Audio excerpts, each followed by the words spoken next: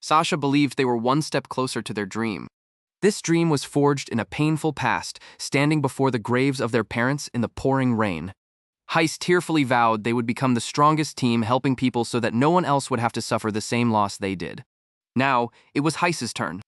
In their world, humans receive powers from God called blessings through a baptism ceremony by the age of 12. To understand and use a blessing, one must read from the Tome of Blessings with their shared dream in mind. He approached the tome to discover his own power. Believing this was the first step toward their goal, Heis placed his hand on the book. He stared in confusion at the words Weapon Master and the depiction of an object he had never seen before. Heis showed the page to Guildmaster Geist, who was equally baffled. When Geist admitted he had no idea what it meant, Heis and Sasha were shocked. Sasha realized with horror that if his blessing was unknown, Heis couldn't use it. 2 years passed. Heis, now part of the adventurer team Sacred, struggled under the weight of an enormous backpack, serving as the party's luggage carrier. The team's vice leader, Reynold, called out to Heis, asking if he was holding up. Though Heis insisted he could keep going, Sasha looked on. Sasha sighed and declared they would take a 30-minute break. Heis protested, worried about Sasha's well-being and their ability to fight if she were to collapse. Piazzolla scoffed at him for talking big despite not having a usable blessing, while Robin and Tycoon looked on. Sasha coldly stated that their current task was too important for the team's rank up to be delayed. Robin added that as the archer, she couldn't be burdened, though Heis tried to smile and say he could handle it. Sasha sternly ordered him to rest. It had been 2 years since Heis received his blessing. In that time, he and Sasha formed a team that grew over time. Sasha had become an A-rank adventurer and their team, Sacred, reached B rank. Meanwhile, he remained unable to use his power, relegated to carrying luggage. Reynold patted his shoulder, telling him not to worry and to rest up. As Reynold walked away, Sasha approached him, and he commented that Heis looked exhausted. Sasha, however, seemed to have come to a grave decision, and Reynold asked if she was certain. With a determined look, she confirmed she was. The team arrived at the den of an A-rank queen cobra, their subjugation target. Sasha laid out the plan, stating she would attack head-on. Tycoon and Robin would provide support. Reynold would guard the rear. Piazzolla, the healer, would stay back. When Heis asked about his role, Sasha coldly told him to wait there. Ignoring his dejection, she ordered the plan to commence. Tycoon, a sage, cast support magic on the party. With a final command from Sasha, they entered the den.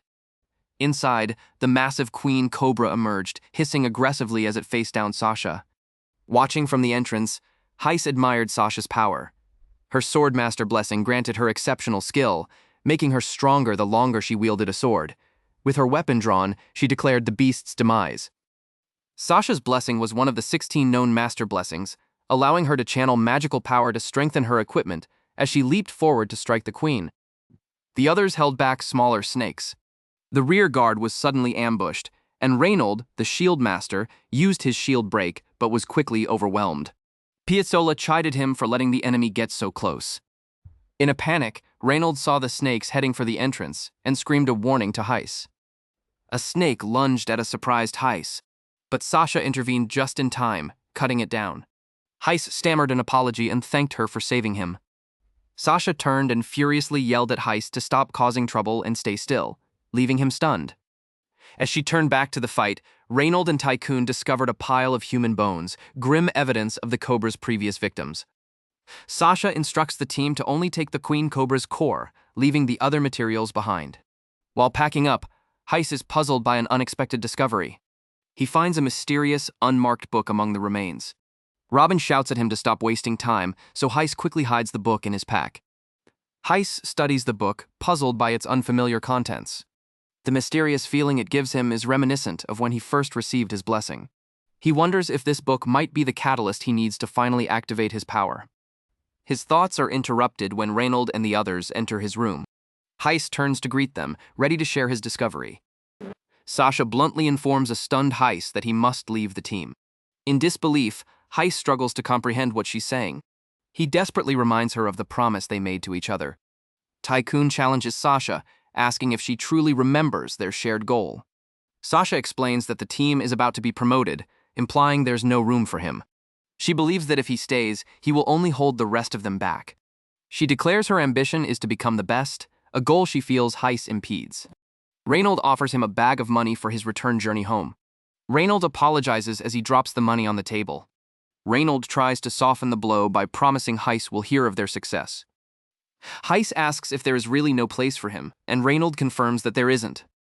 Heis bitterly asks Reynold if he's eager for him to be gone. He glances at the others, realizing Reynold is the reason for this sudden betrayal. Robin objects, arguing that Heis's blessing might eventually become useful. Reynold retorts by asking when that day will come, emphasizing that their future battles will be far more difficult.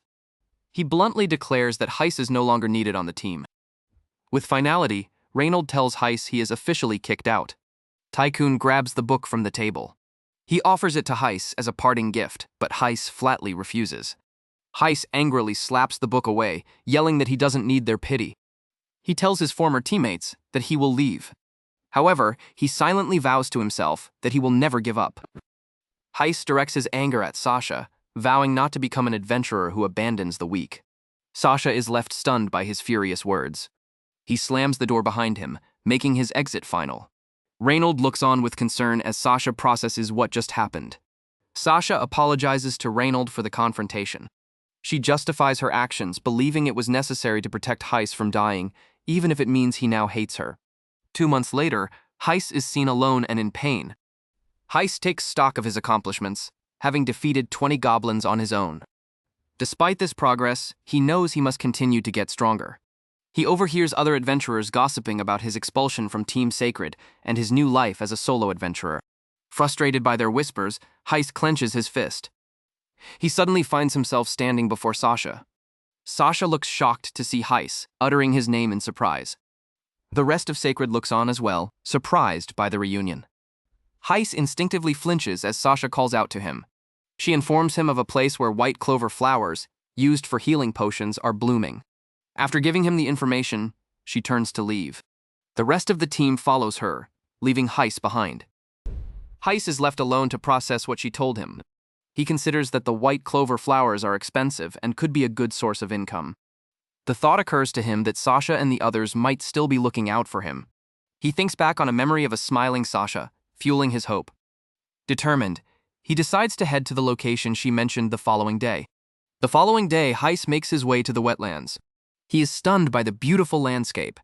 The vast field of flowers is an amazing sight to behold. He begins to gather the valuable flowers. He thinks to himself that even though they are separated, he hasn't given up on their dream. He feels grateful and thinks he should thank his former teammates. Suddenly, he notices the sky turning dark and looks around in confusion. A massive, terrifying creature suddenly appears above him. Heis stares up in utter disbelief and fear. A monstrous dragon roars, its presence overwhelming. His mind screams at him to run. Paralyzed by fear, Heis can only tremble. The dragon lunges forward with incredible speed. The force of the dragon's approach sends Heis flying. He crashes to the ground, coughing up blood. He realizes the grim truth. This is the dragon's lair. He questions why Sasha would send him to such a dangerous place. The horrifying thought dawns on him that it might have been a deliberate trap. The weight of betrayal crushes him as he wonders if he was nothing more than an obstacle to Sasha. The dragon closes in. A primal fear takes over as he screams that he doesn't want to die. His desperate cries echo through the wetlands. A strange, clock-like pattern appears in his eye. Suddenly, a brilliant flash of light erupts from the ground near him. The light solidifies into a strange weapon in his hands, an M79 grenade launcher. Though he has never seen such a device, he instinctively understands how to use it. He knows he just needs to pull the trigger to launch an explosive. As the dragon charges once more, Heis's fear is replaced by a surge of confidence. Realizing he can kill the beast, he takes aim. He fires the grenade launcher directly into its gaping mouth. A deafening boom rips through the air as the dragon is obliterated in a massive internal explosion. Staring at the dragon's remains, Heis finally understands that his blessing is Weapon Master. The book lies open, revealing that the weapon he just used is not of this world. He begins to laugh, a broken and manic sound. The truth of Sasha's betrayal sinks in. His expression hardens with rage as he vows never to forget what she did to him. Elsewhere, Guildmaster Geist congratulates Reynold and Piazzola's party on achieving A rank. He then casually inquires about Heis. Geist mentions that some unpleasant rumors have been spreading. Sasha is caught off guard by the mention of rumors. Geist explains that people are mocking Heis for not giving up on being an adventurer. There are even rumors accusing the team of trying to sabotage him. While Geist dismisses the accusations, a party member denies them. He cautions them that their growing fame will inevitably breed jealousy, particularly from a former member. Sasha explains that Heis is still determined to pursue his dream. She mentions that she told him about a good place to gather herbs to help him save money. When Geist asks for the location, she innocently replies it's on the way to the desert country of Dizara. Upon hearing it's the small wetlands, the guildmaster reacts with shock, demanding to know if she's serious. Horrified, Geist reveals that the wetlands are the lair of the Black Ancient Dragon, an SS plus rank monster, leaving Sasha speechless. Their conversation is interrupted by an urgent summons from a guild employee. Geist instructs Sasha's party to follow him. Rushing downstairs, they are met with a scene of chaos. Heis stands in the center of the guild hall, dragging the colossal head of the dragon behind him. Sasha can only whisper his name in utter disbelief. Heis confronts Sasha, his voice dripping with venom, asking if she hated him that much. He tells her that her plan failed, and he survived. He declares that he killed the dragon. When a confused Sasha asks what he means, he explodes, telling her not to play dumb. He admits he had foolishly believed she was trying to help him. He declares that he is done trusting people. He will now rely solely on his own strength to become the strongest. Heis mutters Sasha's name one last time. The immense strain finally takes its toll and he collapses. Sasha screams his name in panic. 2 years have passed, and the boy has grown into a man with a hardened gaze, his past fueling a quiet determination. 2 years later, at a rustic inn, Heis pays the innkeeper, informing him that he'll be staying for another month. While reading a newspaper, the innkeeper notes that Heis has become an S-rank adventurer, the harbinger of darkness. He wonders why someone of his stature would stay in such a run-down place. Heis explains that it's precisely because no one would expect to find him there. The innkeeper continues reading aloud from the paper, mentioning that Brynhild, the Silver Valkyrie, has also reached S rank. He adds that her clan is now overwhelmed with applications. The name catches Heis's attention, and his expression darkens. At the Adventurers Guild, Heis meets with Guildmaster Geist. Geist questions him about his recent solo mission against a mithril ogre, an S+ rank monster. Heis cheekily credits Geist for his success, but the Guildmaster retorts that he never taught him to be so reckless. Monster rankings range from F to SSS, though no monster higher than SS rank has ever been seen. Geist criticizes the messy state of the materials Heis brought back, commenting that his blessing makes it impossible to kill monsters cleanly. He then presents Heis with an invitation to the S-rank adventurer ceremony, much to Heis's confusion. Heis questions why the royal family is hosting the ceremony, and Geist explains that the previous event was just the guilds. Geist reveals that the first king was not only the creator of the adventurer system, but also the first ever rank in history. Because of this legacy, the royal family is responsible for classifying S-rank adventurers. At the ceremony, Heis will be given an S-rank request. Only by completing this request will he be officially recognized as an S-rank adventurer, despite having already taken on S+ rank missions. Geist then casually mentions that Sasha will also be attending the ceremony. At the sound of her name, Heis's hand clenches tightly. Geist asks if he still can't forgive her. Heis coldly confirms that he never will. Geist attempts to reason with him, suggesting Sasha kicked him out because she cared for him and didn't want to see him hurt. Heis vehemently disagrees, recalling how she called him a hindrance and told him to stop dragging the team down. He argues that if she truly meant it out of kindness, she wouldn't have used such cruel words. But he concedes that it doesn't change the fact that she still kicked him out. Despite his lingering bitterness, Heis acknowledges that he isn't against her philosophy of discarding the weak, believing it is how they will become the strongest team. He tells Geist that he will continue on his own path to becoming the strongest. He declares that he doesn't trust anyone and has no need for comrades. He abruptly leaves the guild. Watching him go, Geist sighs, remarking that for all his strength, Heis is still just a kid. Months later, S-rank adventurers Heis and Sasha stand before the throne. The 13th king, Barbaros, formally addresses them, stating that he is issuing them requests directly from the kingdom of Hybelk. First, Prince Crest tasks Sasha with defeating the crystal golems that have suddenly appeared in the crystal mines, announcing he will accompany her. Sasha humbly accepts her assignment. Immediately after, an enthusiastic Princess Miyuane turns to Heis, eager to read out his mission. Miyuane informs Heis that his task is to travel to the sacred mountain of Gagazia. He must gather eternal moongrass, an ingredient for spirit elixirs. Thrilled at the prospect, Princess Miwain declares she will join him. Heis accepts the request, celebrating Miwain's first adventure. However, he seems to have a condition. Heis calmly objects, stating that he cannot allow the princess to accompany him, which stuns Miwain.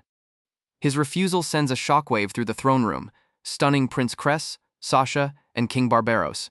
A distraught Miwain demands an explanation, and Heis cites the numerous dangerous monsters in Gagazia. He calculates that protecting her would reduce the mission's success rate and endanger her life. He then firmly states his preference to work alone. He formally requests permission to undertake the task by himself. The king erupts in laughter at Heis's audacity. He remarks that it's the first time anyone has refused a royal, explaining the mission was meant for them to witness a new S-class adventurer. The king acknowledges that he's heard of Heis's impressive achievements. He specifically notes Heis's habit of completing S-rank requests solo. The king agrees to make an exception and allow Heis to go alone. Princess Miwain protests, devastated that her first adventure is being denied. Her father firmly tells her to abandon the idea. With that, King Barbaros concludes the formal ceremony. Later, a casual dinner party is held. The king laughs with Guildmaster Geist, remarking on how extraordinary Heis is, and Geist agrees. As Heis stands alone by a window, Geist and the king discuss the young adventurer's bold refusal. Geist notes that Miwain hasn't given up on an adventure and is already approaching Sasha. The princess makes her way to Sasha, pleading to join her mission instead. Prince Cress scolds his sister for being selfish, but Sasha reassures them that it's no bother.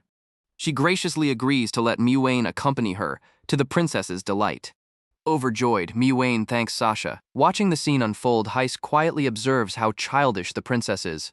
A fleeting memory of his old adventuring party flashes through Heis's mind. The memory leaves him with a troubled expression. Seeking a moment alone, he steps out onto a balcony. He considers getting a drink. A voice suddenly calls out to him, startling him. Geist admits to Heis how nervous he was earlier. He wasn't expecting Heis to so bluntly refuse the princess in front of the king. Heis apologizes, but Geist laughs, saying that while it's not normally something to laugh at, he found it amusing. Geist informs Heis that the king also found his boldness amusing. He warns him not to let it go to his head. Geist reminds Heis to be careful since he'll be alone. When asked about his future plans, Heis states his intention to continue taking requests to improve his skills. He also plans to decipher an ancient book he possesses. Heis tells Geist he is heading home. He begins to walk away through the castle gates. Just as he is about to leave, a voice calls out, stopping him in his tracks. He turns to see Sasha standing there. Sasha approaches Heis, asking to speak with him alone. Heis coldly dismisses her, claiming he has nothing to talk about. Undeterred, Sasha reveals that she wanted to apologize. Heis scoffs at her words, telling her to stop messing with him. He angrily questions why she is suddenly apologizing now, reminding her that she had plenty of chances over the past 2 years. He points out she said nothing, not even on the day he nearly died. He recalls how the day after he passed out, she and the others simply left for another mission. He accuses her of never intending to apologize. He declares that he doesn't need her apology. Heis tells her that whatever she says now means nothing to him. He turns to leave. Sasha grabs his arm, stopping him. Sasha tearfully explains she was scared and thought exiling him was for his own good. She believed he would understand her desire to make their dream a reality. Heis questions the point of calling it their dream when she was the only one living it. He angrily retorts that it was her dream, not theirs. He tells her not to use him as an excuse as he pulls his arm away. As tears stream down Sasha's face, Heis continues to speak. He declares that his new dream is to become the strongest on his own. He vows to never cast aside the weak as she did, stating that if strength requires cutting people off, he would rather be alone from the start. He tells her that whatever her reasons were for abandoning him, she also threw away the dream they once shared. He urges her to pursue her goal of becoming the best team, even without him. He turns and walks away into the rain. Leaving Sasha behind, Heis walks away with the firm conviction that they can never go back to how things were. The story introduces a rare ingredient called eternal moongrass, used to concoct elixirs. Its defining characteristic is its glow. It is said to grow only on the peak of the sacred mountain Gagazia, located within the forest nation of Yggdrasil. A rundown of Heis's gear is shown, including a durable SS+ rank coat made from black dragon hide, a magical adventurer card, a partially deciphered ancient book, and a high-grade item box ring for storage. At the Adventurers Guild, Heis looks for a high-ranking request. The receptionist informs him that the guildmaster is currently speaking with Sasha. Meanwhile, Heis browses the request board, noting that the highest available is only a B-rank extermination, not quite what he had in mind. As Heis looks over the requests, he is suddenly taken aback by the presence of an elf girl standing nearby. Recovering from his surprise, Heis tries to play it cool. The elf girl notices his reaction and asks if elves are uncommon. He confirms they are, explaining that it's rare for them to leave their home, the forest nation of Yggdrasil, which leads him to assume she's new to the area. The elf girl confirms it is her first time in the area. She introduces herself as Presea, a B-rank adventurer, and shows him her card. Heis then asks if she has a party.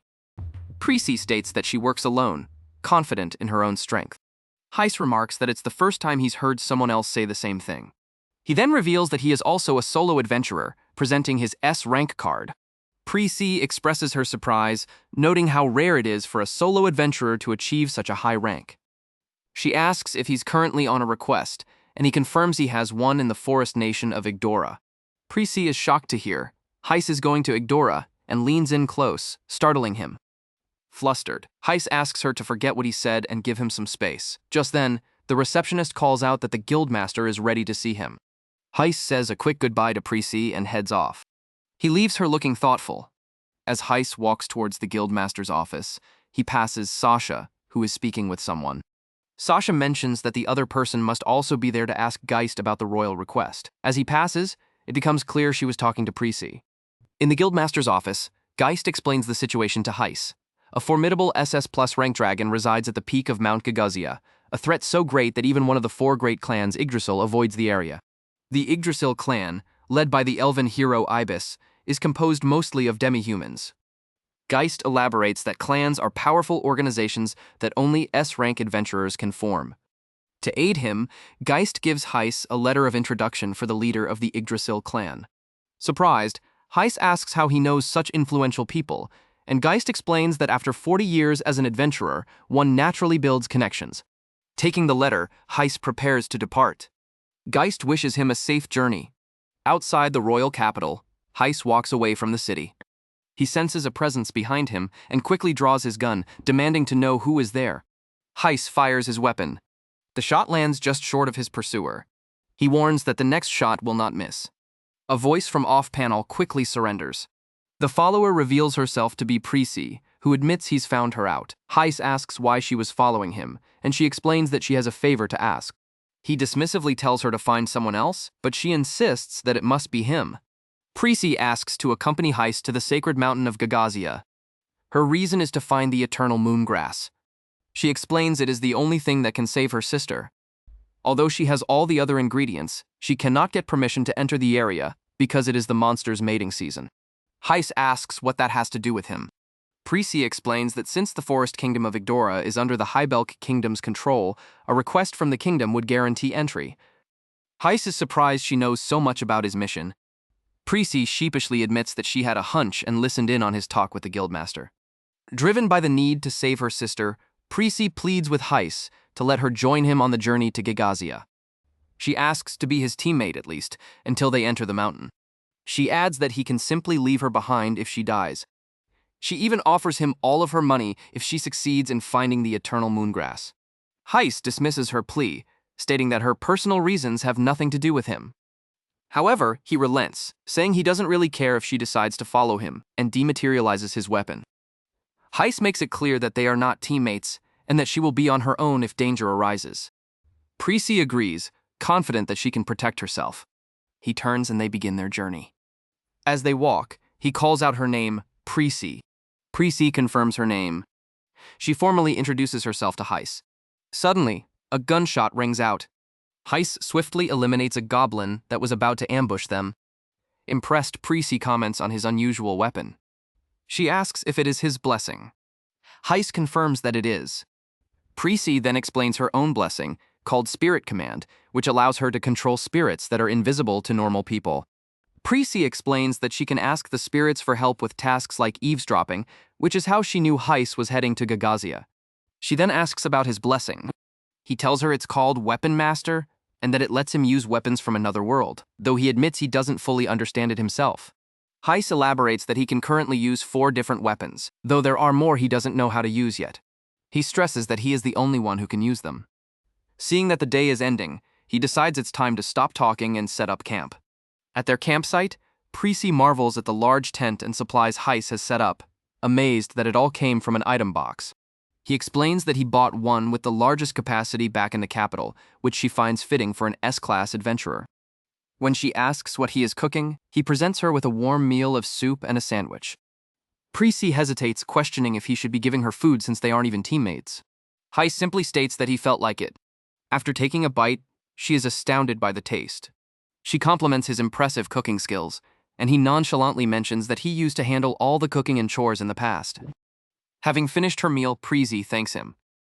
Her intense stare makes Heis uncomfortable, prompting him to ask what's wrong. She explains that she is truly grateful and had misjudged him, thinking he would be a colder person, which he seems to take as an insult. Presea clarifies her gratitude stems from the fact that following him gives her a chance to save her sister. As a token of her thanks for the meal, she offers to have the spirits keep watch through the night. She tells him he should rest up. The gesture seems to stir a sense of nostalgia in Heis. He quietly agrees to her offer.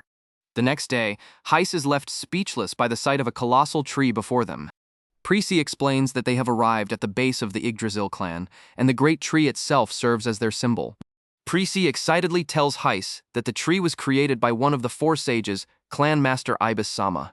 She then provides a lesson on the world's power structure, explaining the 4 great clans, Yggdrasil, Seyfert Holy Knights, Cavern King, and Fantastic Fantasy. Upon reaching the main gate of the forest nation Igdora, they are stopped by a guard asking for their papers.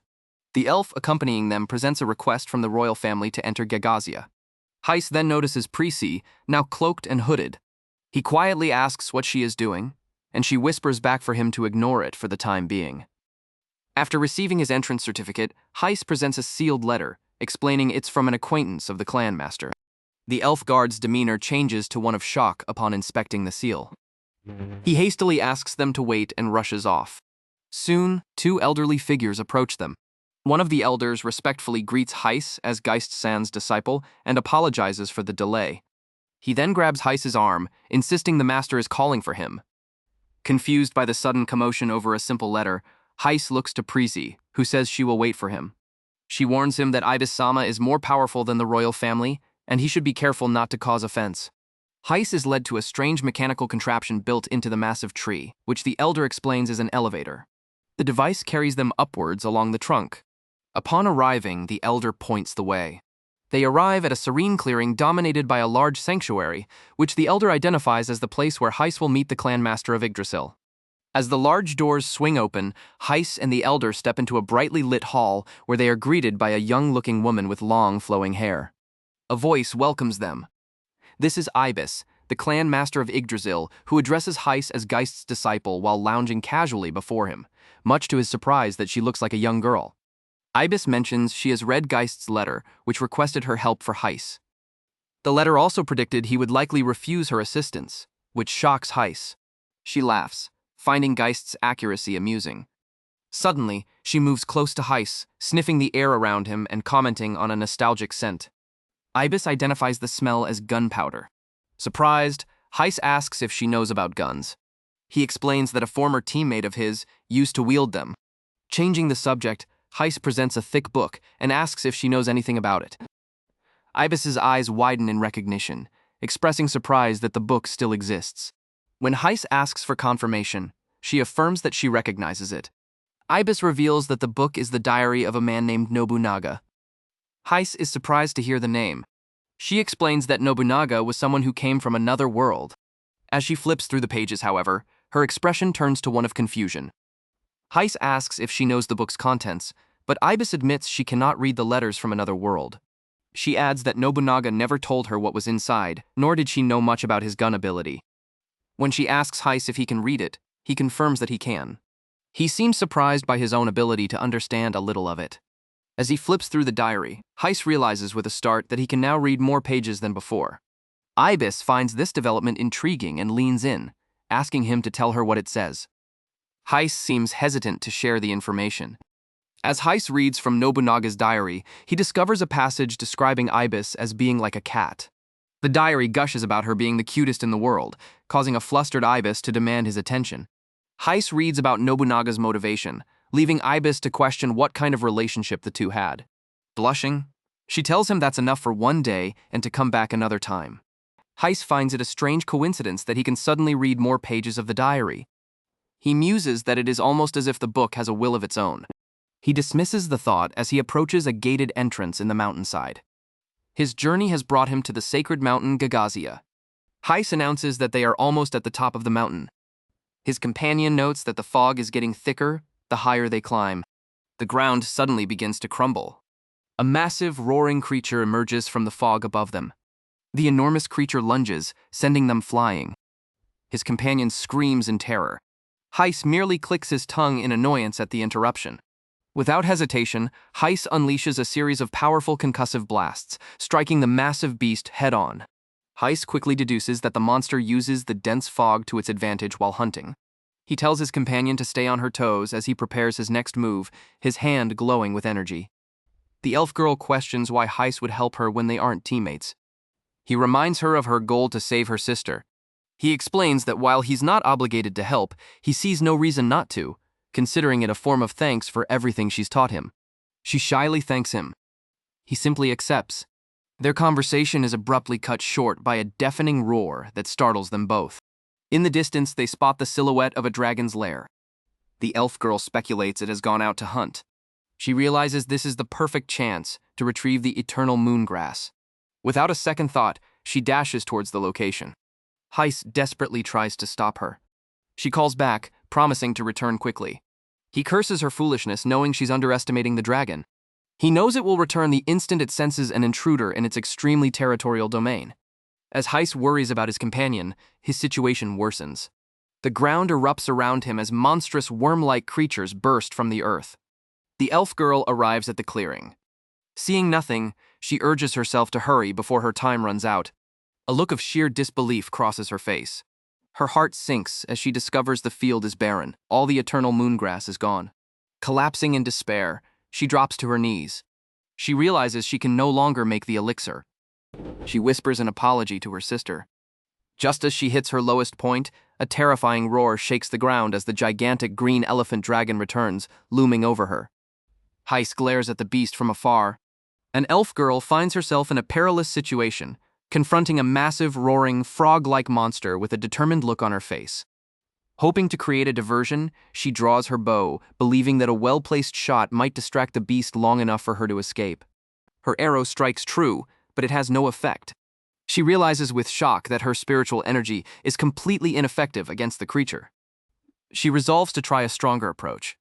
The monster lets out a deafening roar, its sheer power causing the terrified elf girl to tremble.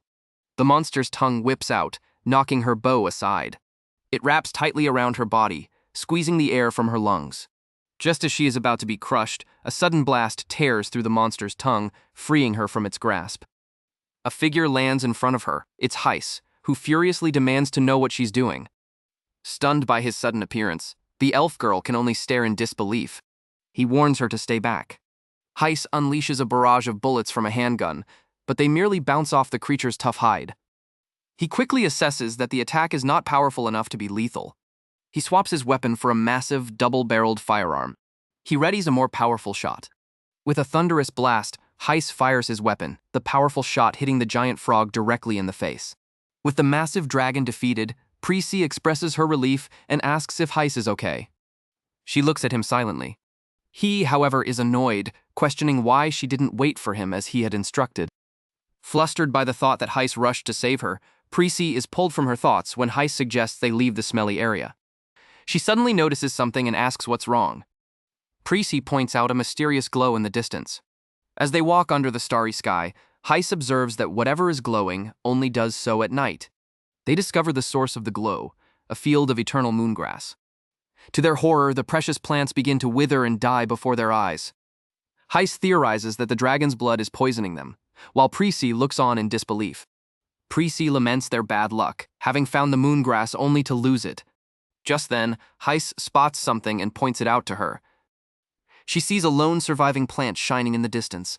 Overjoyed, Presea rushes towards it. She quickly prepares a container to retrieve the plant. With great care, Presea uses a trowel to dig up the last remaining eternal moongrass. She gently places the glowing plant and its soil into a glass jar. She holds the jar, having secured their prize. Presea turns to face Heis. She presents the jar to Heis, insisting it belongs to him since he defeated the dragon. Accepting the jar, Heis considers the request complete, but muses they might find more elsewhere. As they reach the mountain path's entrance, they are met by a group of elves. The elves spot her and call out her name. Heis looks on, confused by the title they use for her. A man named Adra steps forward, relieved to have found Presea and scolding her for disappearing with only a note. Adra correctly identifies Heis as the S-rank adventurer. He confirms that Heis is the one who took Presea to Gagazia. He then reveals Presea's true identity as the younger sister of Queen Alcera of the Forest Kingdom. Adra warns Heis that she is not someone to be treated lightly. When Adra asks about her quest, his tone suggests he already expected her failure. Adra declares that since Presea failed, she must give up. Presea angrily accuses him of wanting her sister to die, but Adra dismisses it as destiny. He then urges her to return home to discuss their marriage. Hearing this, Heis quietly clenches his fist in anger. Intervening, Heis pats Presea on the shoulder and tells her she should go with her people. Bidding her a simple farewell, he turns to leave. A stunned Presea watches him depart. In the queen's room in the forest nation of Yggdrasil, Presea approaches her sister's bedside. A tearful Presea apologizes to her sister, Queen Alcera, for failing to find any eternal moongrass. The queen, lying weakly in bed, gently reassures a distraught Presea that it's all right. Queen Alcera calmly accepts her situation as destiny. She asks Presea to recount her travels in the West and Central lands. Suddenly remembering, Presea excitedly announces she brought souvenirs. As she pulls an object from her bag, the queen looks on in surprise, questioning what it is. Presea reveals a glowing jar containing the eternal moongrass. Queen Alcera is stunned, confirming its identity. Overcome with emotion, Presea tearfully utters Heis's name, crediting him for their success. A few days later, an older man can't believe Heis failed the request. The man notes that succeeding would have been beneficial, especially since Heis was so against the princess accompanying him. When asked about his plans, Heis states he will continue accepting requests and clearing dungeons as usual. The man, having anticipated this, offers him a new quest. The request is to investigate a recently discovered dungeon. As Heis leaves, he bids a quick farewell. He is startled to find Presea waiting for him just outside the door. He asks why she's there. She simply smiles in response. Presea explains that the eternal moongrass he gave her was used to create an elixir that cured her sister's illness. Her sister has recovered enough to return to her royal duties. Presea states that she owes him a great deal. Heis asks what she wants now. As a reward for her success, she was granted the freedom to travel and break her engagement. Feeling deeply indebted to him, she declares her intention to pay him back for everything. She proposes that while they won't be comrades, she would be happy to be his talking buddy. Heis immediately rejects the idea and turns to leave. Undeterred by his rejection, Presea chuckles. She calls out to him as he walks away. She invites him to at least have a meal with her at a nearby cafe, her treat. The scene then flashes back to a few days prior, where a group of adventurers gathered. In the flashback, a large and energetic group of adventurers, led by a female knight, enthusiastically prepares to set out on a royal request to defeat a crystal golem. The party arrives at the crystal mines, and Cress suggests they go over the plan again. Sasha states that they need to increase the power of their attacks to penetrate the crystal golem's tough body. Cress begins by explaining he will use his double ability to create a duplicate of Sasha. The next step involves Muyuane enhancing Robin's arrows with an explosion spell. Once the arrows hit the golem, Sasha will follow up with an attack. Cress adds that he'll be relying on everyone for cover. Sasha asks Cress and Muyuane if they are both ready. Cress and Muyuane enthusiastically confirm they are. With their confirmation, Sasha takes a determined step forward. She announces that it is time to begin their assault. Inside the mines, the party marvels at the beautiful, high-quality crystal ore. Muyuane explains that mining here is strictly controlled for creating national tributes, and any unauthorized entry is punishable by death. Sasha remarks on the mysterious glow of the crystals. Heis mentions that he has heard the ores deeper in the mine are even more beautiful and pure. Suddenly, Muane spots a crystal golem, but Sasha quickly stops her before she can act. When asked how many there are, Robin reports a total of 7 golems, but notes that something seems off. She explains that 5 of them appear to be patrolling the mines. Meanwhile, 2 others are standing guard in a processing area in the back. Robin points out that their movements seem strangely coordinated, and Heis agrees that it is strange. Heis explains that golems are supposed to be simple creatures mutated from ore or rocks. He concludes that they shouldn't possess such a high level of consciousness. Cress turns to Sasha, asking what they should do. Sasha draws her sword, making her decision clear. Decisively, Sasha pats Cress on the shoulder and declares they will stick to the original plan. She immediately calls on him to use his double ability. In a flash, a duplicate of Sasha appears. Muane casts her spell, enchanting the arrows with an explosion. Robin pulls back her bow, preparing to unleash a volley of enchanted arrows. Robin fires the arrows, which curve through the air and rain down on the 5 patrolling golems, causing large explosions. Sasha and her duplicate watch as smaller golems rush towards them in the aftermath. Sasha and her duplicate unleash a powerful combined attack, the Silver Flash Lotus Strike, creating a massive wave of energy that sweeps through the remaining crystal golems. The devastating attack tears through the golems, shattering them into countless pieces as Sasha and her double cut through the chaos. With the battle seemingly over, Sasha's party marvels at her amazing ability. Cress thanks her for the compliment but explains the limitation of his power. He can't double the same thing for at least a day.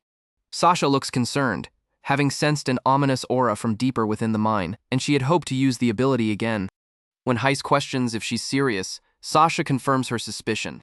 She believes it's not another golem, and that whatever it is aware of their presence. Deciding they cannot ignore it, she rallies the party to move forward.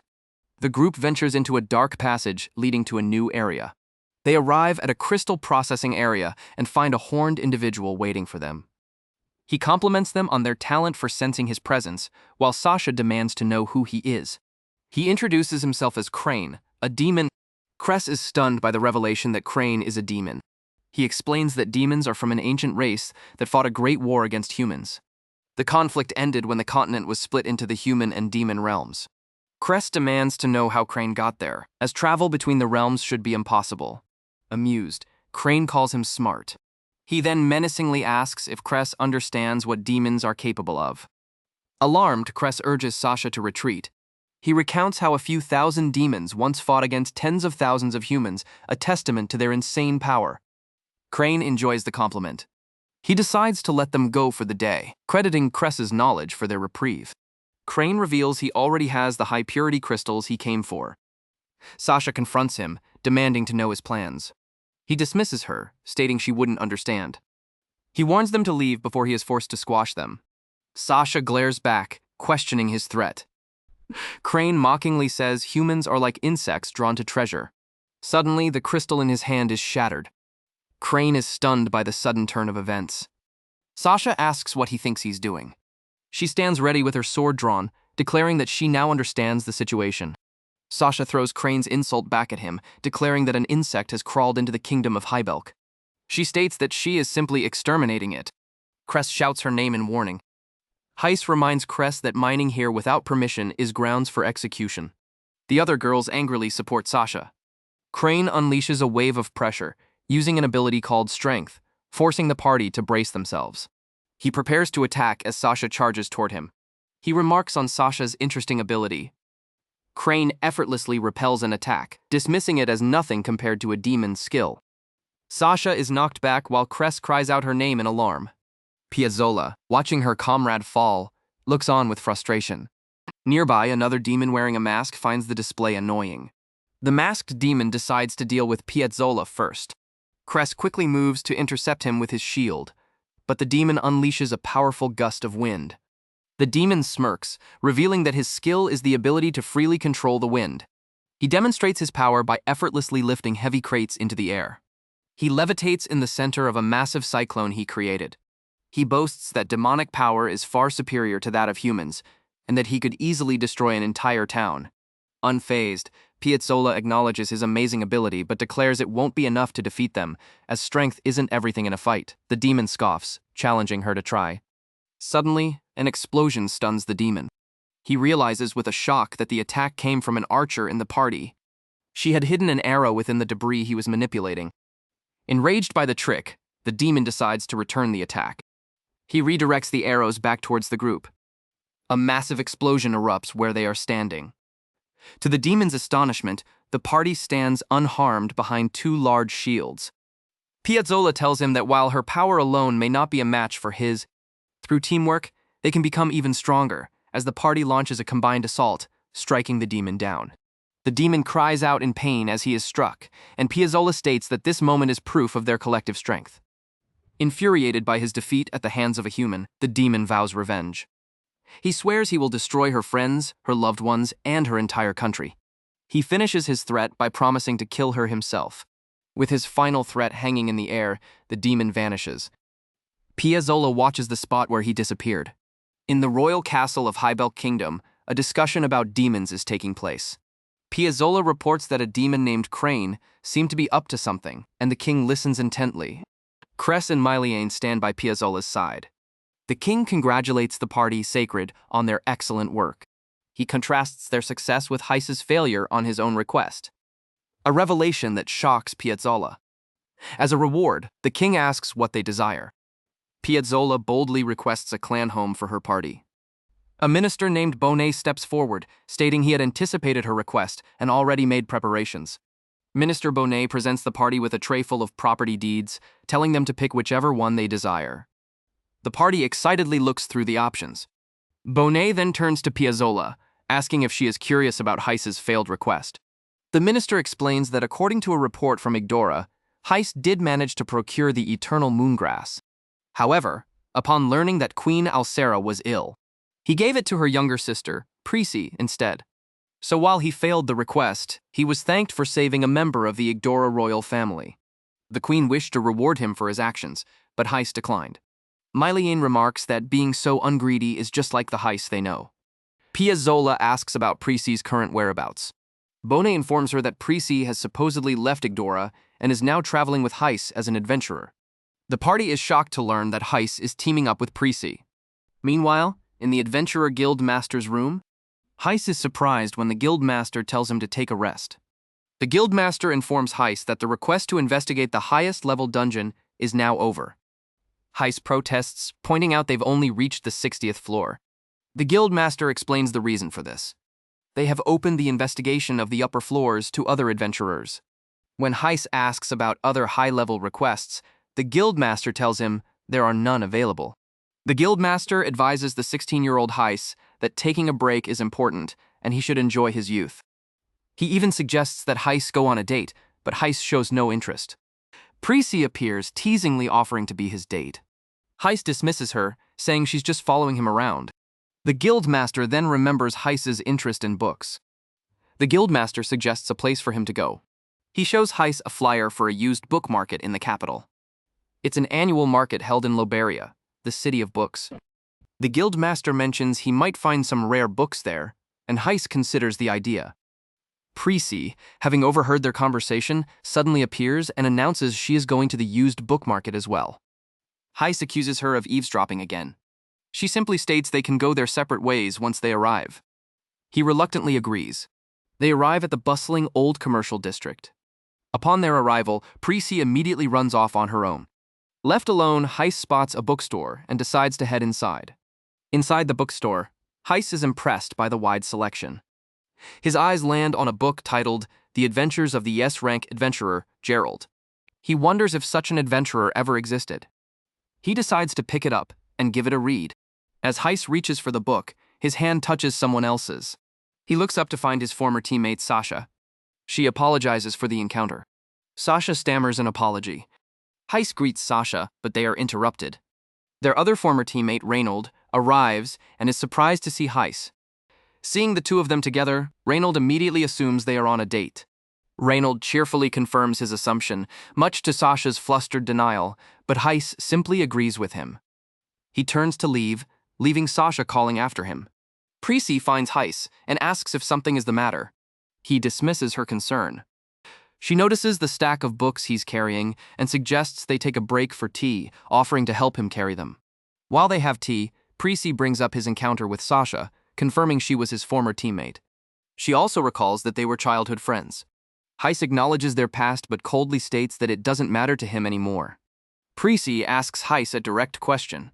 She asks if he likes Sasha, or if he hates her.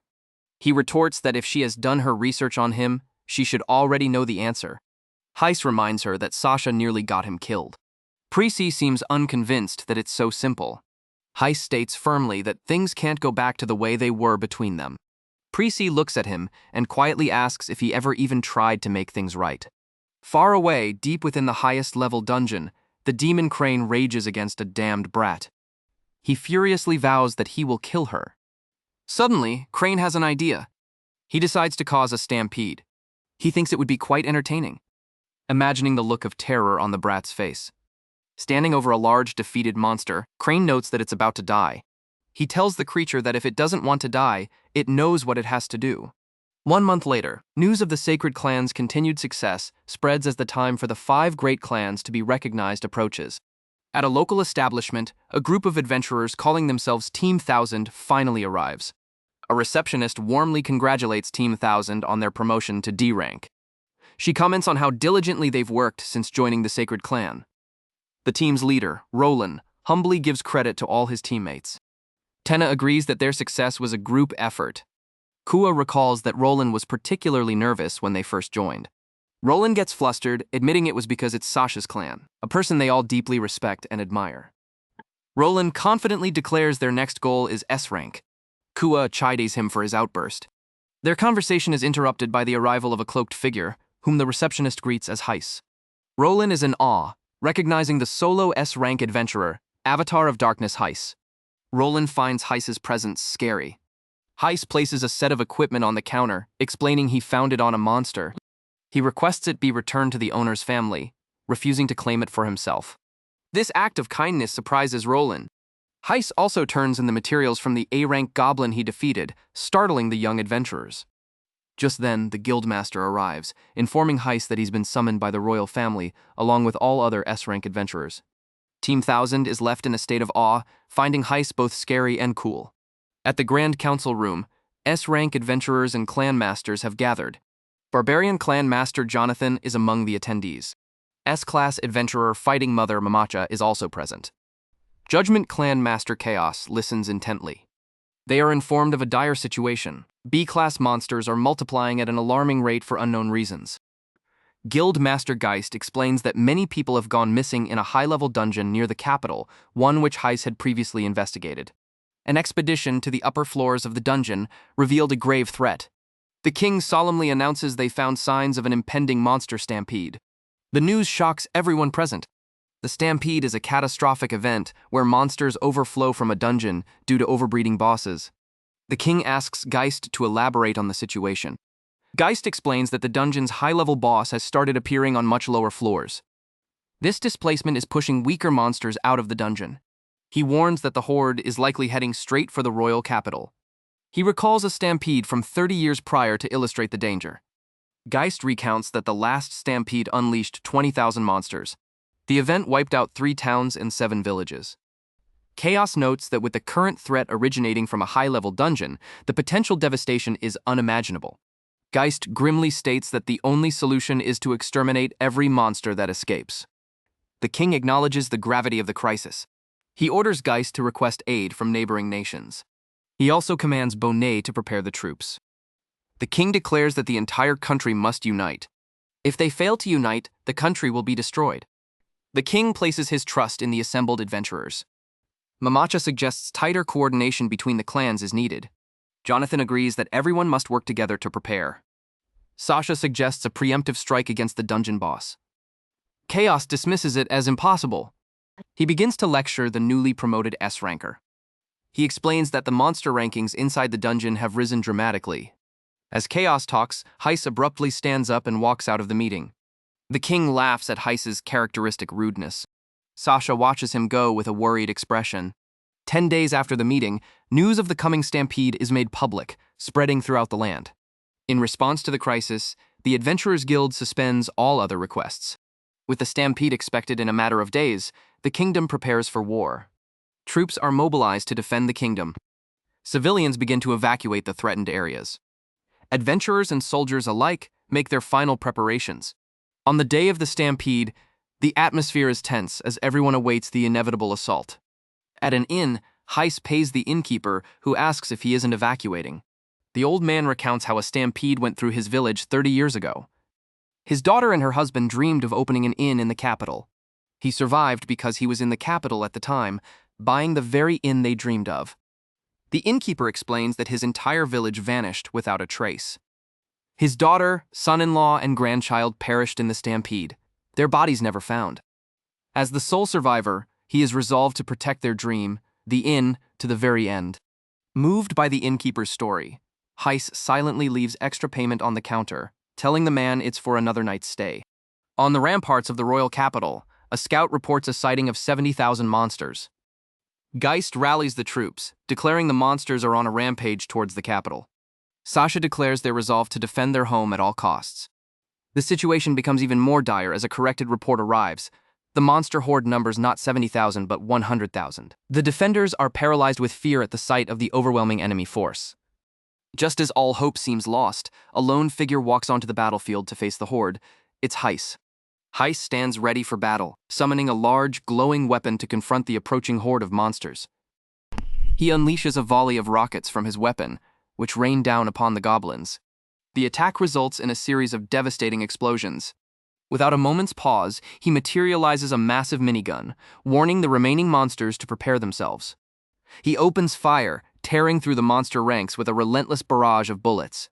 Watching from the city walls, Sasha is stunned by Heis's power. Another adventurer remarks on his incredible firepower. An officer orders the long-range forces to begin their attack. Observing the chaos from afar, a sinister, demon-like figure smirks. Noting that the battle has started, he addresses an absent Sasha, telling her to survive the monsters so he can be the one to kill her. The demon is perplexed by Heis's strange weapon, annoyed that the boy is ruining his plans. Meanwhile, back at the capital, a commander rallies the forward troops, and they prepare to charge into battle. A female warrior leaps into the fray, smashing through the goblin ranks with her massive axe. She activates her enlargement ability, encouraging her comrades to keep fighting. She continues to cut down more monsters. Another adventurer joins the assault, using a vibration ability. A man with claws unleashes his poison ability, impressed by his teammates' skills. The demon suddenly appears before Heis, casually remarking that he dodged the attack. Heis demands to know who he is. The demon reveals he started the stampede. Recognizing Heis from a report, he asks if Heis knows Sasha. When Heis questions him, the demon reveals his goal is to destroy everything Sasha cares about. He declares that since Heis is an obstacle who knows Sasha, he has come to eliminate him personally. With a sinister grin, the demon unleashes a powerful, unseen force straight at Heis. The attack misses Heis, instead carving a path of destruction through the nearby forest. Sasha recognizes the demon with alarm. She tells her companion Reynold that they must pursue him. However, the overwhelming horde of monsters blocks their path. As Reynold points out they can't get through, the ground begins to tremble violently, startling everyone. A colossal, rock-shelled turtle bursts from the earth, roaring. Reynold cries out a warning to Sasha. Sasha decides they must first deal with the giant turtle. She puts her trust in Heis to handle his opponent. The demon mockingly points out to Heis that he has been abandoned. The demon launches another attack, which Heis narrowly dodges. The demon taunts him, questioning if he's dumb, since any report should have mentioned how potent his wind powers are in open spaces. Heis retaliates with his minigun, but the bullets are effortlessly deflected by a barrier of wind. The demon laughs, declaring the attack useless. The demon continues to effortlessly evade his attacks. Heis realizes that his opponent's ability is a poor matchup for his own. Floating within a vortex of wind, the demon taunts Heis, boasting that his firepower is meaningless if he cannot land a single hit. Frustrated by his futile attacks, Heis realizes the stalemate will last forever. He must find a way to counter the wind. Just then, a hand rests upon his shoulder. A female voice whispers for him to let her handle it, telling him to simply keep his gun steady like he always does. The demon continues to boast that nothing can penetrate his windshield. Heis smirks, conceding that he probably could not do it alone. Suddenly, the weapon spirit materializes beside Heis. She conjures her own gust of wind, parting the demon's barrier to create a clear line of fire. The demon is stunned, wondering where she came from and how they are countering his magic. A single bullet flies through the opening, striking the demon. He stumbles back in disbelief. He is unable to comprehend that he was outmaneuvered by humans. As the demon falls defeated, Heis stands over him. Heis thanks his companion.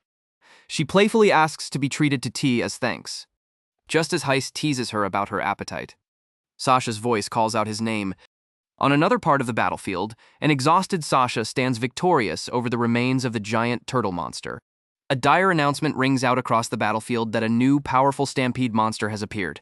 The creature is identified as the SS+ rank King Turtle, and the adventurers are told this is the turning point of the battle. Sasha charges at the colossal beast. Her attack is futile, and she is blown back by the force of the impact. Sasha exclaims that her sword simply bounced off the turtle's incredibly tough shell. Reynold rushes to her side, asking if she's all right, and she confirms that she is. Since the King Turtle's arrival, the adventurer forces have been steadily pushed back. Sasha worries that if this continues, the monsters will breach the city's defenses. Suddenly, Reynold shouts a warning to Sasha as a goblin ambushes her from behind. Surrounded by enemies, Sasha is struck down. Reynold curses as he rushes to help. However, his path is blocked by a large hobgoblin. Reynold cries out Sasha's name in horror as a goblin moves in for the final blow, only for its head to be suddenly obliterated. Reynold is still occupied with his own fight, struggling to reach Sasha. He realizes with dread that the situation is bad. He is too late as the King Turtle prepares a devastating attack aimed at the downed Sasha. The King Turtle unleashes a massive beam of energy directly at Sasha. As she braces for what seems to be the end, Reynold screams her name in desperation. In a flash, Heis appears, shielding Sasha from the blast. Sasha stares in utter disbelief, calling out his name. Heis stumbles from the impact of the attack. Sasha looks on in shock. She rushes to his side, tearfully asking why he protected her when he didn't have to. Heis weakly tells her not to ask, as his body moved on its own. Overcome with emotion, Sasha reminds him of their shared dream to build the best adventurer team. Sasha laments that he still carries their dream, even though she pushed him away. Heis admits he cannot defeat the turtle in his current state, but tells Sasha she'll be fine. Sasha recalls a memory of her younger self being afraid to fight a slime. In the memory, a young Heis reassures her that she will be fine. Heis's unwavering belief in her, both then and now, gives Sasha strength. She remembers how he has always believed in her. With newfound resolve, she realizes what she must do. Sasha declares that she will show him her fighting spirit. Thanking Heis, Sasha tells him she is going. A golden aura envelops her as she turns to face the enemy. With a surge of newfound power, Sasha carves through the monster horde in an instant, leaving Reynold and the other adventurers stunned by her incredible feat. The adventurers are shocked by her sudden increase in strength, wondering if it's an awakening. One of them explains that in rare cases, overcoming a mental crisis can cause one's abilities to become much stronger. He had only heard rumors of such a thing, but is now seeing it's possible. She soars into the sky, positioning herself above the King Turtle. Bathed in a golden light, Sasha summons a magnificent sword. She unleashes her ultimate attack, Sky Fang. The powerful attack obliterates the monsters in its path.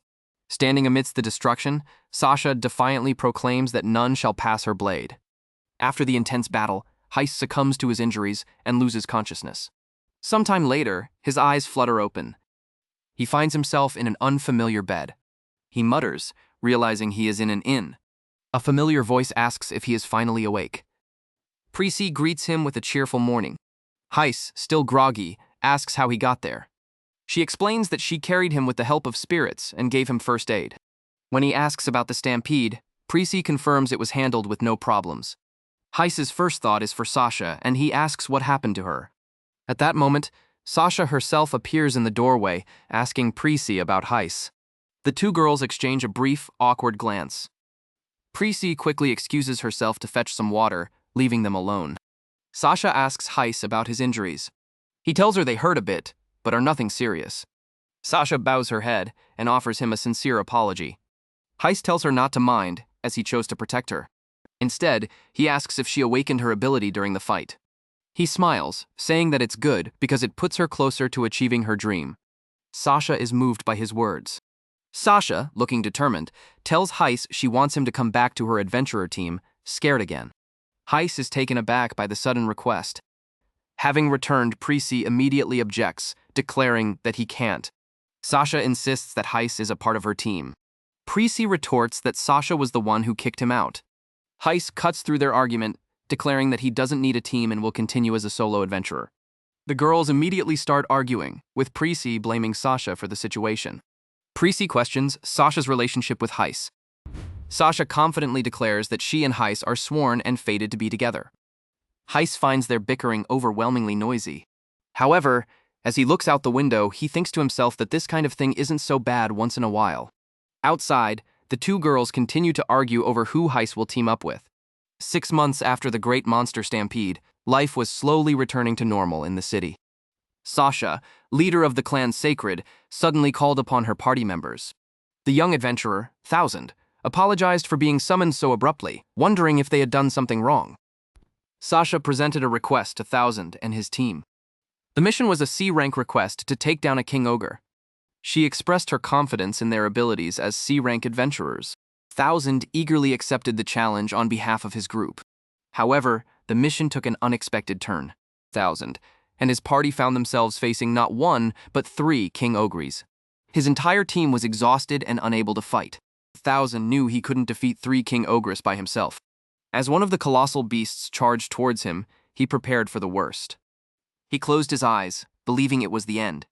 In a flash, all 3 king ogres were annihilated. A stunned 1000 looked up to see their savior, recognizing him as Heis. Heis checked if everyone was all right. He recognized them as part of Sasha's clan. 1000 rushed to thank him profusely, much to Heis's annoyance. The others were in awe of the S-rank adventurer's power. 1000 then excitedly revealed that Heis's goal is to become the strongest, which piqued the curiosity of his entire party. Heis stated his goal was to conquer the 6 forbidden labyrinths, causing the group to react with shock. These were known as the 6 highest-ranking dungeons in the world. Among them was the Great Delmadrome Labyrinth, a vast underground structure. Another was the Diliroman's Great Salt Lake, known for its unique ecosystem. The other labyrinths included the Magnetic Forest, which disrupts one's senses.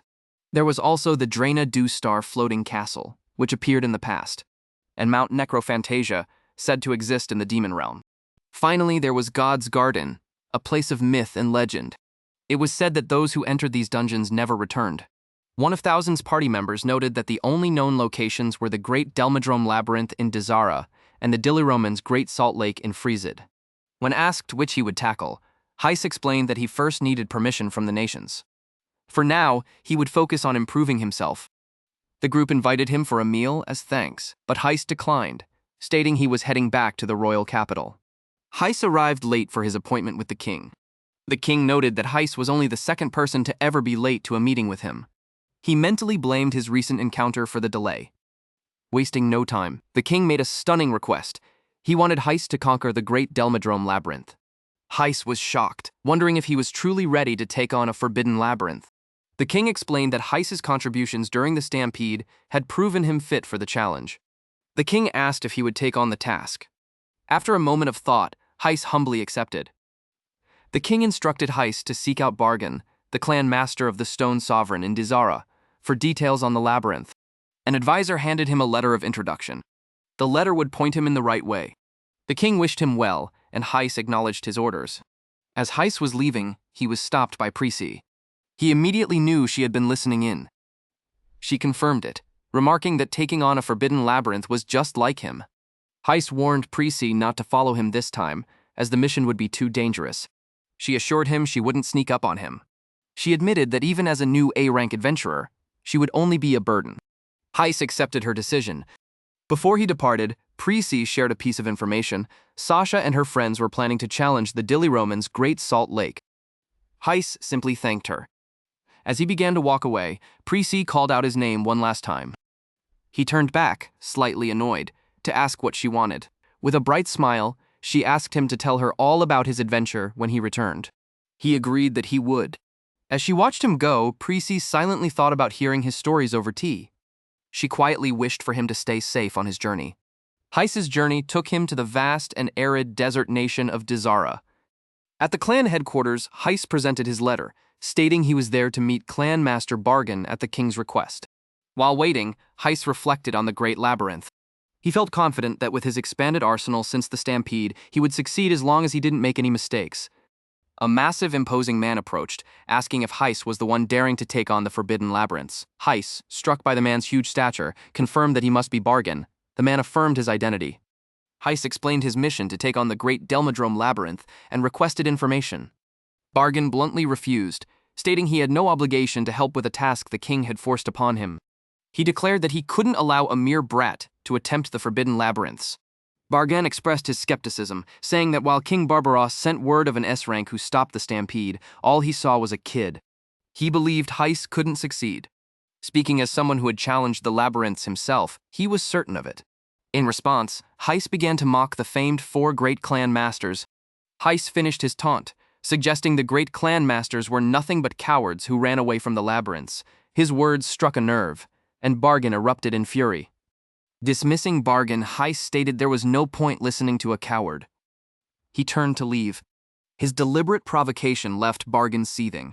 Enraged beyond words, Bargain yelled out and hurled something with immense force, causing a powerful explosion right where Heis had been standing. Heis leaps back, narrowly avoiding the blast from Bargain's attack. Impressed by the boy's reflexes, Bargain acknowledges that Heis managed to dodge. Bargain prepares for his next move. Without giving Heis a moment to recover, Bargain swings down with another powerful strike. The ground shatters from the immense force of the blow, but Heis evades again, earning a compliment from Bargain on his skill. Frustrated, Heis retaliates, firing his weapon at the clanmaster. The sight of the firearm gives Bargain pause. To Heis's astonishment, Bargain effortlessly deflects every single shot with his multi-hammer weapon. Heis is left in disbelief. Suddenly, the tense battle comes to a halt as Bargain erupts in laughter. He finds it fascinating to meet someone else who uses the same type of weapon as a man named Nobunaga. The name catches Heis's attention. Ibis asks if he means the Nobunaga she loves. Bargain is delighted to learn they know of him, and Heis confirms he knows the name. After asking for the boy's name, Heis responds. Bargain addresses him directly as Heis. With his hostility gone, Bargain invites Heis to follow him, promising to share everything he knows about the Great Labyrinth. Heis is left completely bewildered by the sudden change. Inside the clanmaster's room, Bargain offers Heis a seat. Bargain reveals he used to be on the same team as Nobunaga. Heis is surprised by the revelation. He adds that Ibis is now the clanmaster of Yggdrasil, another of the 4 major clans. Bargain explains that all the current major clan masters were originally part of Nobunaga's team. He reminisces about how Ibis used to follow Nobunaga everywhere she went. Bargain's tone turns serious as he clarifies that Nobunaga was more than a teammate. He was a friend. He couldn't ignore someone using the same weapon as his good friend. His initial refusal to let Heis go to the Great Labyrinth was not out of spite, but concern. He reveals grievous scars, wounds he received from the Great Labyrinth. He tells a tragic tale of how the monsters there are incomparable, and how all of his team members died. Bargain was the only one who walked out alive. Bargain asks if Heis still intends to go, even after hearing the grim story. Heis explains he made a promise a long time ago. The promise was to someone special to become the strongest. He adds that his rivals are also taking on one of the 6 labyrinths. He clenches his fist, determined not to fall behind. Heis declares with conviction that he must go in order to become the strongest. Resigned, Bargain remarks that Heis's stubbornness is just like Nobunaga's. Seeing his unshakable determination, Bargain agrees to share all his information. He warns that while the Great Delmadrome Labyrinth may look like a standard dungeon, there is more to it. The monsters within are unlike any other. Any adventurer who lets their guard down will surely die. Bargain unrolls a map, showing Heis why the dungeon is so different. It was like another world, filled with strange iron boxes and unknown objects. Bargain confirms these are what he was talking about, and recalls Nobunaga saying they looked like things from his original world. Bargain admits he doesn't know why items from Nobunaga's world were inside the labyrinth. He confirms that Nobunaga had no idea either. Heis speculates that clearing the other forbidden labyrinths might reveal more about these otherworldly items. He thinks he might learn something about his own abilities if he clears them. With that, Bargain concludes he has shared all he knows. Bargain laments how pathetic it is that this information came at the cost of his friends' lives. He calls himself a coward who ran away, but Heis firmly disagrees. Heis understands that his comrades risked their lives to bring back this information. He believes they did it so their deaths would not be in vain. Heis sincerely apologizes for calling Bargain a coward. Bargain dismisses it, saying it's fine. With a final word of thanks for the advice, Heis turns to leave. With renewed confidence, Heis declares he will definitely clear the Delmadrome labyrinth. As he starts to walk away, Bargain calls out for him to wait. Just then, a door bursts open. A girl rushes in, apologizing for being late. Bargain acknowledges her arrival. She explains she was held up by a sparring match. The girl introduces herself as Hijiri, asking if Heis is the other S-rank adventurer. Heis is confused, asking what she means by the other one. Hijiri recognizes him as Heis. She sizes him up, commenting that he looks strong. Bargain then reveals a letter from King Barbaros, explaining that Heis is to take on the labyrinth together with another S-rank adventurer. Heis is completely shocked by the news. He yells that he hadn't heard anything about this, but Bargain confirms it's the official request. Heis argues that he has to comply. However, he complains that doesn't mean he has to team up with a random weirdo. His comment immediately offends Hijiri. To prove her credentials, Hijiri shoves her S-rank adventurer card in his face. Heis reluctantly confirms that she is indeed an S-rank. Bargain tells him to just give it up. With the matter settled, Hijiri properly reintroduces herself and extends her hand. Heis looks less than pleased with his new partner. Sasha believed they were one